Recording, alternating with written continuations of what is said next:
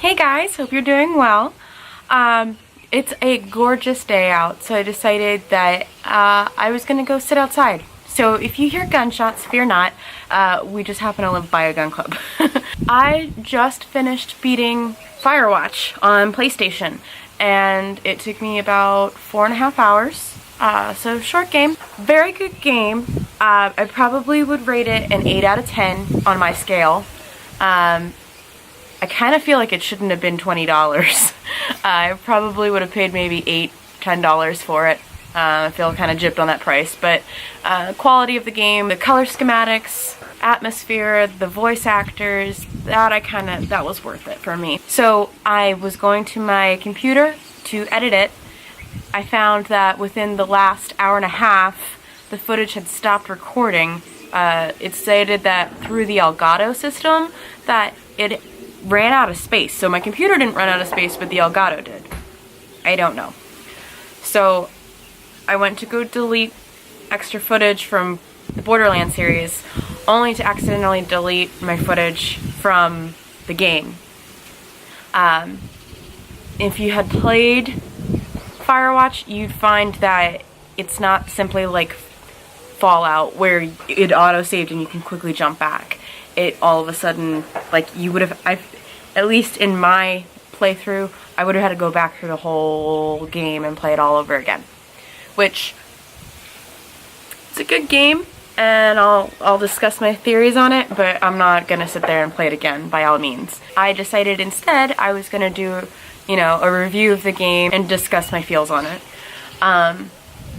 So let me take you through a walkthrough of the game. If you haven't played it, you want to play it for yourself, go ahead and play that before listening to me. If you're just kind of interested in reviewing it and discussing it, that's what I'm here for. So it is very windy.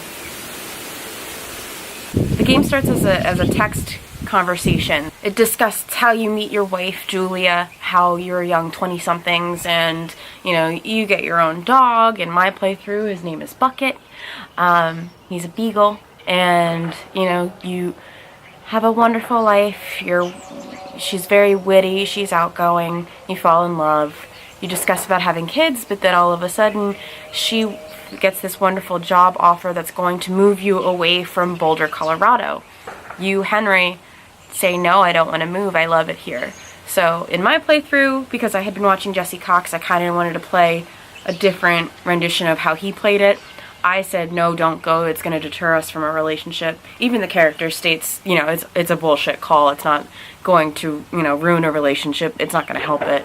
But I played selfishly.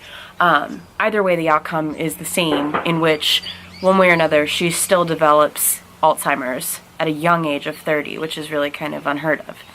So the text path leads you to the point where you have to decide how you want to handle it.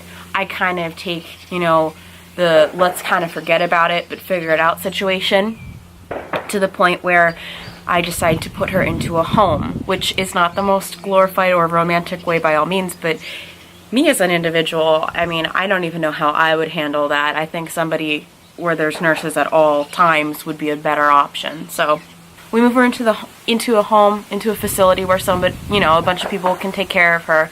Her family starts to, not like you as much. Her sister moves to Colorado so she can be closer to Julia.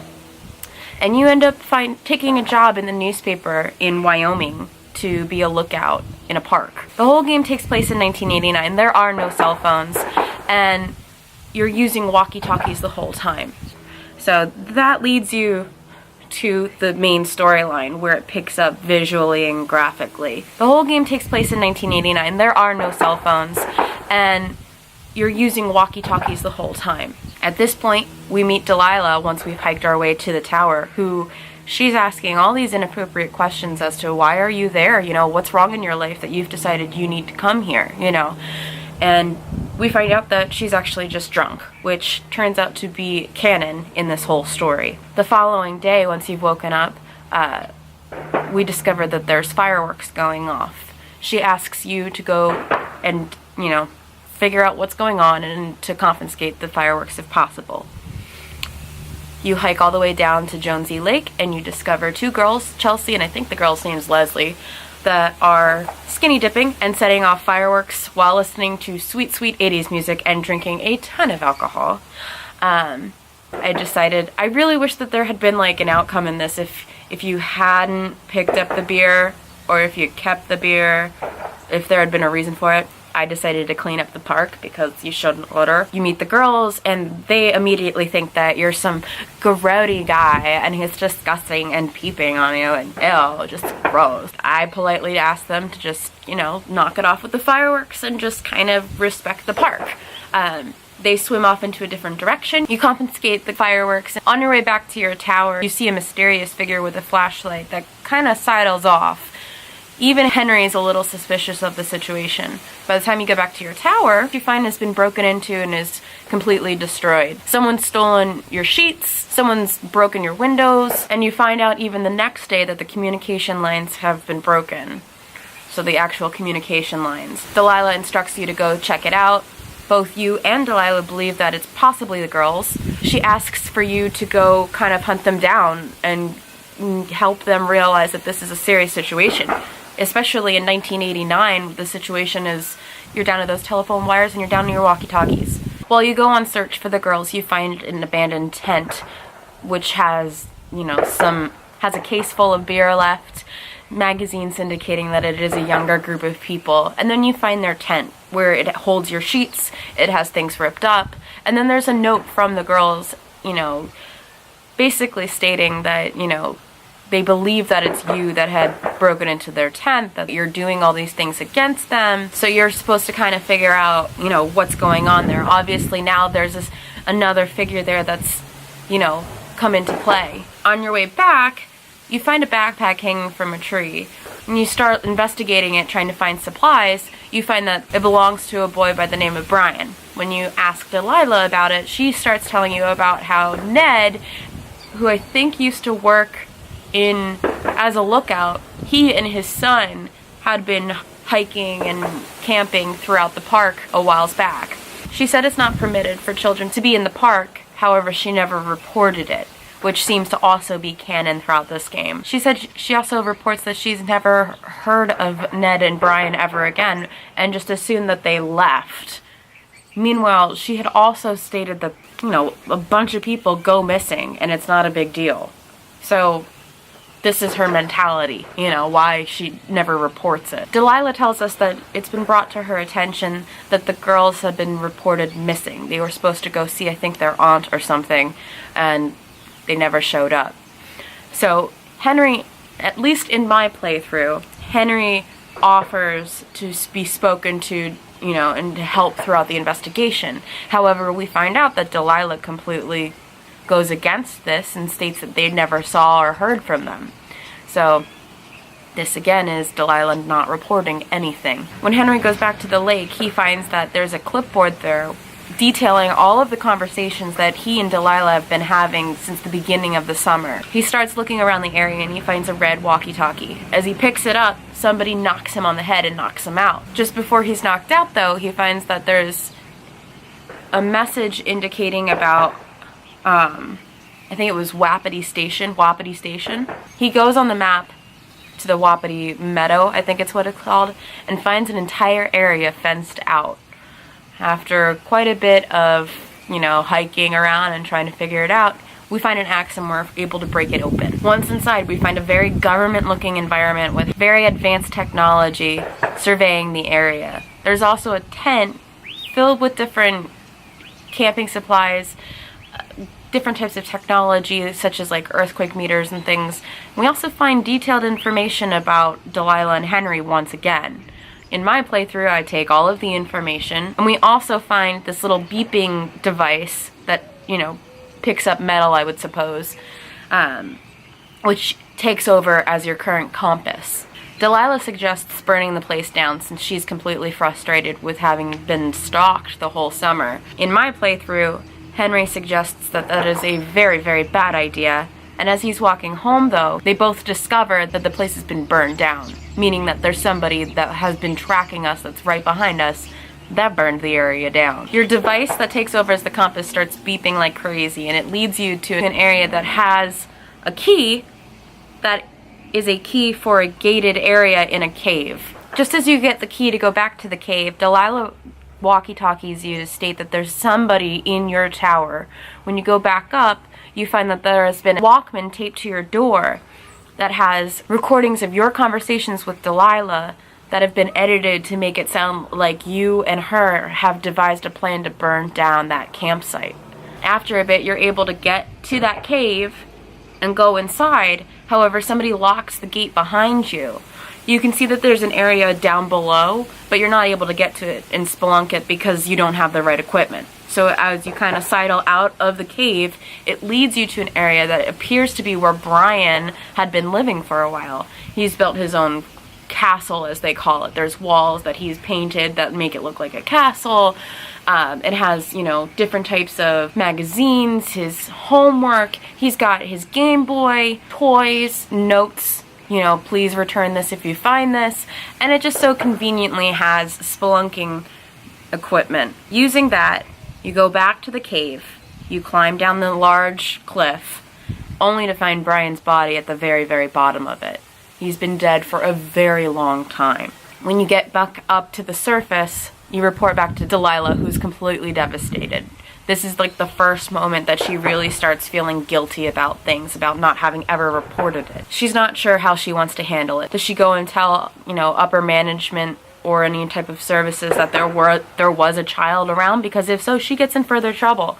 So she's completely guilt-ridden, but passes it off and states that due to the fire, they're going to have to evacuate the area anyway, so what does it matter? Just go head home and start packing. The next day, as you're packing to evacuate, your device starts going off like crazy again. Once you maneuver to where it's been going off, it leads you to what looks like a trap. There's a sign that says Henry with a long rope climbing all the way up to a really, really tall cliff, and a little tape that goes into your Walkman. On that tape, there's a message left from Ned. It states how absolutely guilt-ridden he is about the incident that happened with his son Brian. He states that it was an accident, that he was ill-equipped, that he wasn't very talented in hiking, that he was just trying to train him to do it, that he wanted him to experience these types of things even though he was, you know, more of the nerdy persuasion. He didn't want to have to go back home and deal with all of the questioning and then, you know, eventually being accused of something that he didn't do. So he decided to just escape from it and, you know, go live in the mountains and not deal with it. He stated that he was trying to scare off the girls because they were getting too close to his hideout, especially once Henry was starting to snoop around the area and got a little too close to the cave. All of a sudden he had to kind of find a way to get his attention elsewhere. However, you can tell from him being out in the woods for so long and obviously that guilt really getting to him, his mind's kind of gone. So he planned this whole elaborate thing to make it look like they're being tracked, so hopefully they just kind of go away. Once inside, you see his campsite, which is littered with all different types of stolen campsite property, and you can see where he's starting to write the notes so it looks like their official documentation of people listening in on their conversations throughout the summer. You find memorabilia of his son. He states that he's now moved on to another campsite where he can now go on and live in peace. Once you leave and you start heading back to where the evacuation site is, Delilah reports that the girls have been found, that they stole some farmer's tractor and they've been imprisoned for it. While you're walking back, Delilah states that there's the first round of the helicopters come and then she wants to go on it. In my playthrough, I ask her to wait for me. When I get to her tower, which is the first time we've ever been there, we find that she's actually left. You radio in, she answers, she stated she didn't want to have to deal with it. She doesn't want to come back anymore. There's going to be a lot of questioning anyway, so she's just going to move past it. She asks what you're going to be doing and what she should be doing. In my playthrough, I suggested she come visit me in Boulder. She states that I should probably go to Australia and go see my wife. She states that the second helicopter has come and that it's time to board it. We go to the helicopter to go home, and that's where the game ends. So, like I said, I would rate this game an 8 out of 10. I loved the gameplay. I loved the style of the graphics. It was beautiful, the color contrast. how it goes from bright day, how you can see the stars at night, how when the fire is burning, it really is clouded and it does change your perspective. I loved the characters and the character development. I loved the voice actors. I mean, they completely made the game. I feel like for a 4.5-hour game, it kind of fell through for me towards the end. It was really the last 30 minutes to an hour that lost me. I feel that not meeting Delilah at the very end was actually very well written.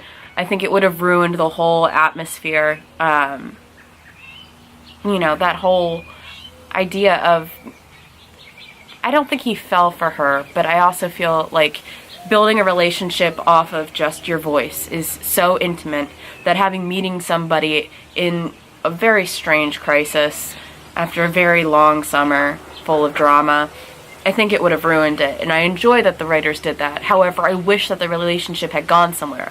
Not necessarily romantically, but I wish it had ended somewhere, even if you're a pen pal or something. I wanted it to go somewhere, and it kind of fell flat for me. I feel like the girls going to jail was just a write-off. I mean, I almost feel like it would have been better off if they were found dead or something. Like, it's... The writers, when they create this huge dynamic of the girls gone missing, all of a sudden, oh, they're found, they're in jail, no big deal. I just feel like it didn't go anywhere. I feel like they were just about to finish the game and all of a sudden, oh yeah, shit, that storyline didn't go anywhere, okay, done.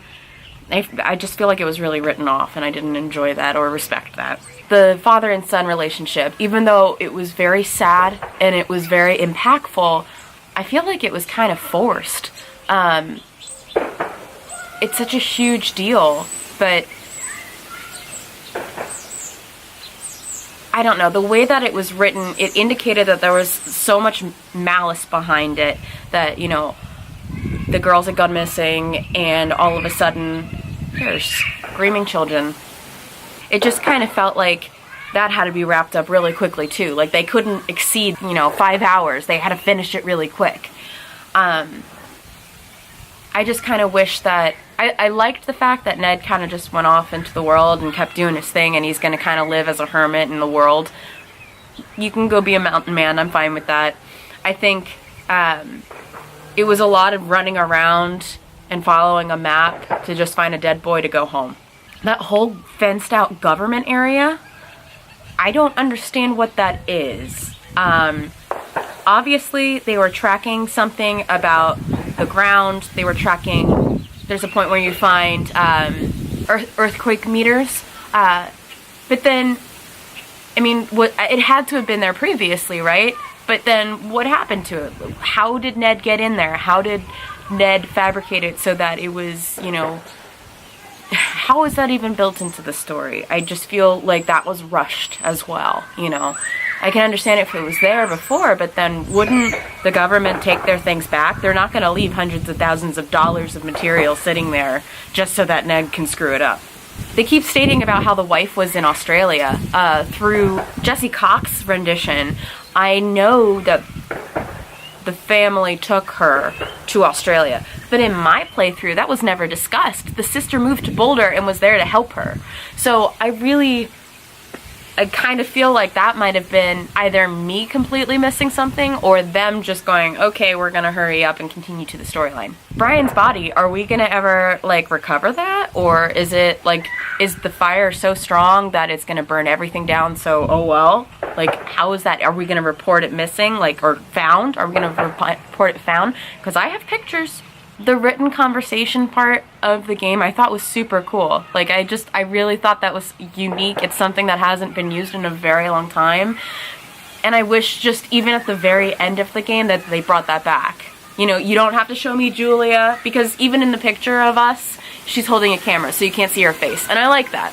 So why not bring something back where, you have a text conversation and this is how you end it. Do you go see Julia or do you go see Delilah? That really would have even closed the game for me, and I wouldn't be sitting here complaining about things. The camera, I really liked the function of the camera. I liked at the end how they do show you the reel of all the photos, how you get to actually see yourself. you get to see the pictures from before of Brian and Ned, but I kind of was like, okay, I really need to take this for, you know, if I get questioned by any enforcements or whatever, I have physical proof of this. I wish that they had done something with that. It kind of just felt like you get to take photos like you're on vacation. Overall, like I said, I rate this game an 8 out of 10. I think that it was a really good adventure. I'd like for them to do more with it. I saw online like a suggestion from the game developers, oh, well, here, you can print out the map and you can play with a friend so that they can kind of be like a co-pilot. That would have been really cool if there was something more to the game to do, you know? It kind of just feels like it kind of fell flat. They could have done so much more, and I feel like they ran out of time or money, but overall, I think it's a really good game. I'm very nitpicky, so... But it kind of seems like on the forums that everybody feels the same way, that they kind of feel like it was cheapened at the end. It was a very good haul and everything, but it just felt cheapened by the end. But, so I hope you enjoyed this. I know it's not a regular video, and I really would have enjoyed having to play with you and have you see the game. Unfortunately, it didn't record right.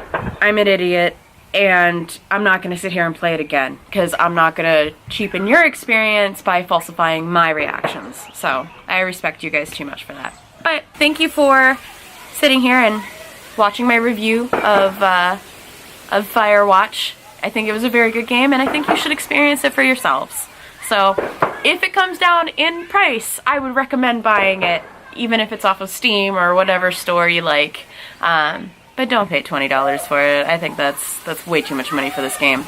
But anyway, thanks for sitting here and watching and listening to me ramble while there's gunshots and children screaming and birds and wind. I hope you can hear all of this anyway. I've had neighbors walk back and forth because I'm on my patio. So, you know, it's totally normal for me to just talk to a camera. Anyway, until next time, guys, thanks for watching, and love you bunches. Bye.